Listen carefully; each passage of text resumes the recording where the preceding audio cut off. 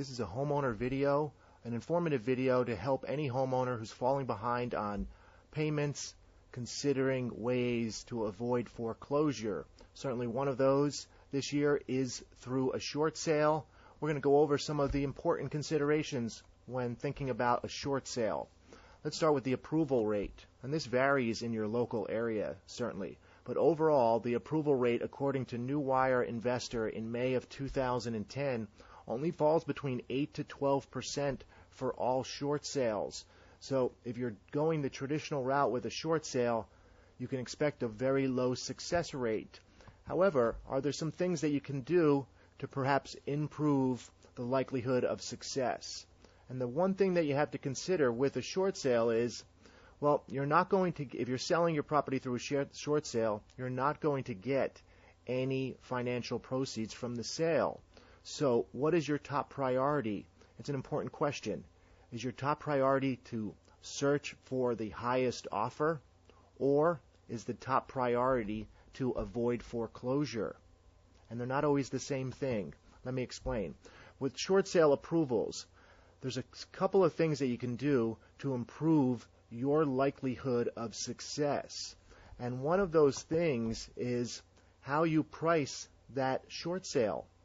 Okay, now, according to Realtor.org, and a question, how should realtors price short sales, they suggest at or near fair market value.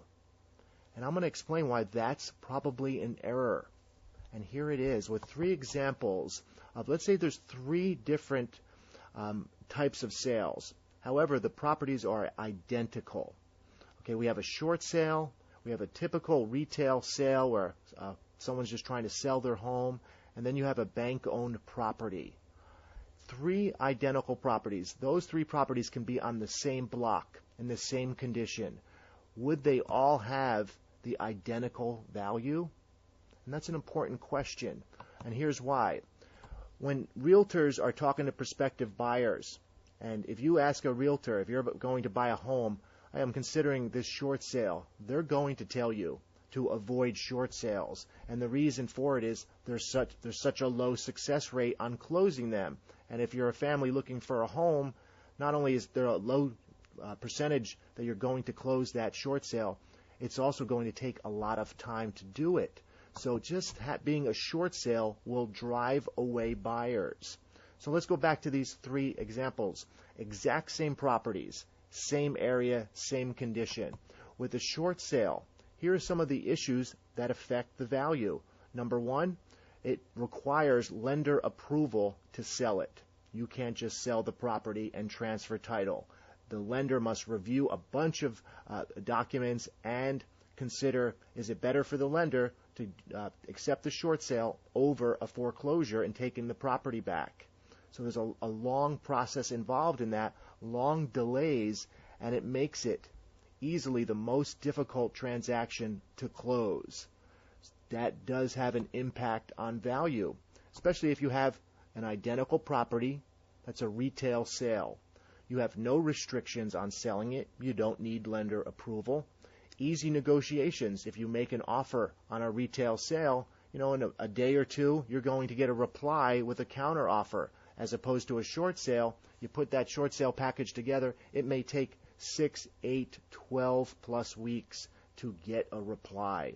So a retail sale is much easier to close, and with that, a higher value. Now, how about bank-owned properties? If you're trying to do a short sale and there's some bank-owned properties in your area, well, that's going to impact what you can sell your short sale for. Why? Because the bank-owned property is much easier to sell. They'll close immediately on that, and it's a bank-owned property, it's unoccupied. What that means is there's going to be an REO discount on that, and it may sell for 20% below other properties in that area. So you're competing against retail sales that can close easier and bank-owned properties that sell at a lower price. And also a big consideration is your typical retail buyer will avoid a short sale.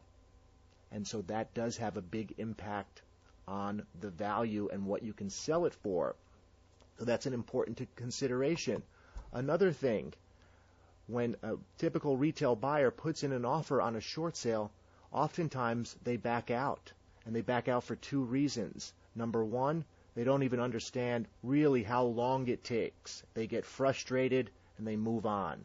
They back out of the short sale. In that situation, the short sale homeowner who's trying to sell that property will have to go back and start up the process again of finding a buyer. That does have a negative impact on closing that short sale, and it leads to a lower closing rate. Also, here is another thing. If you talk to some realtors, they're going to tell you as a buyer, number one, avoid short sales. Number two, if you're going to put offers on short sales, make it more than one, because they're difficult to close and they're going to take a lot of time. So oftentimes a retail buyer will make 10 or more offers on short sales, and they'll expect to wait a while on the approval. However, they're only going to buy one of those properties. Once they get the approval on one, if you're not that homeowner, well, they're going to back out of all the other offers, and then you're behind again. You've got to start the process up again. So these are some of the issues that are out there right now with short sales.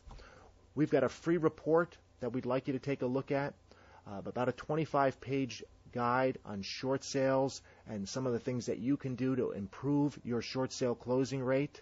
We've got case studies in there on why a short sale may make financial sense to you. There's some credit information that compares the credit impact of a foreclosure versus a short sale, and just some tips to follow that may help you close that short sale. All you have to do is go to our website, find the free report on our website, enter your email, and we'll immediately send that short sale report to you today. So go to our website, enter your name and email, and we'll send you that informative free report on short sales today.